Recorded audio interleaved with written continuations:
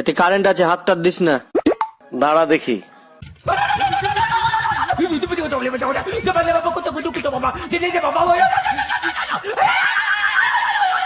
দেখলাম তুই আমার জন্য কি করিস। তোর সংসার নেই, তুই থাক, গেলাম আমি বাপের বাড়ি। যাও, কিন্তু যাওয়ার আগে সুমন ফকিরের 600 টাকা দিয়ে যাইও। কিসের টাকা? আমি তো তার কাছ থেকে কোনো টাকা ধার আনি নাই। তোমার জন্য একটা তাবিজ আনছিলাম, বলছিল তাবিজে কাজ করলে টাকা দিয়েন। কি তুই আমারে তাবিজ করছিলি? তুই কয়টা রুটি খাবি? 4টা। তুই 4টা রুটি খাইতে পারবি তো? তাইলে 3টা বানাও। 3টা রুটি তুই খাবি, নষ্ট করবি না তো? আচ্ছা তাইলে একটা বানাও। তোর একটা রুটির জন্য আমি আটা করতে পারবো না, রাতে খাই যা।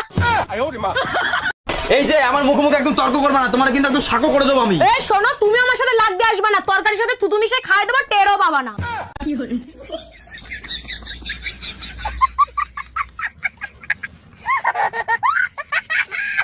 তোমার সাথে রাগারাগি করলে তুমি চুপচাপ রান্নাঘরে গিয়ে চা বানিয়ে নিয়ে আসো, তাতে কি তোমার রাগ কমে যায়? হ্যাঁ, কারণ চার মধ্যে আমি থুতু দিয়ে দিই। पूरी बाबे दिया मेरा जट डोंट केयर जट डोंट বাড়িতে কে আছেন? হ্যাঁ ম্যাডাম বলুন। বলছি লুঙ্গিটা তুলুন, মিটার দেখবো। হ্যাঁ কি বলছেন আপনি? লুঙ্গি তুলবো মানে? আরে দেরি না করে লুঙ্গিটা তুলুন, মিটার দেখবো। আচ্ছা ঠিক আছে, বলছে যখন আমি তুলছি, কিন্তু ম্যাডাম আমার তো ভেতরে জাঙ্গিয়া পড়া আছে, দেখবেন কি করে? অসভ্য ছোট লোক কোথাকার। এই লুঙ্গিটা তুলুন, মিটার দেখবো।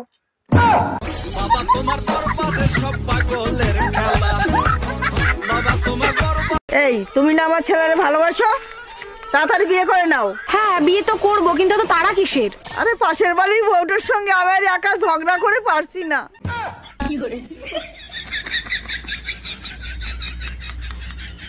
আপনি ডাক্তার না হাতুড়ি ডাক্তার? আরে আপনি এত রেগে যাচ্ছেন কেন? কি হয়েছে আমাকে খুলে বলুন। ওর পোকা লেগেছে উপরের দাঁতে, আর আপনি নিচের দাঁত তুলে দিয়েছেন কেন? পোকা নিচের দাঁতে দাঁড়িয়ে উপরের দাঁত খাচ্ছিল, এখন আর দাঁড়াতেও পারবে না, খেতেও পারবে না।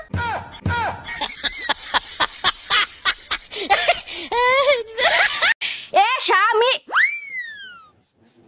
না, স্বামীর তো নাম ধরে ডাকা যাইবে না।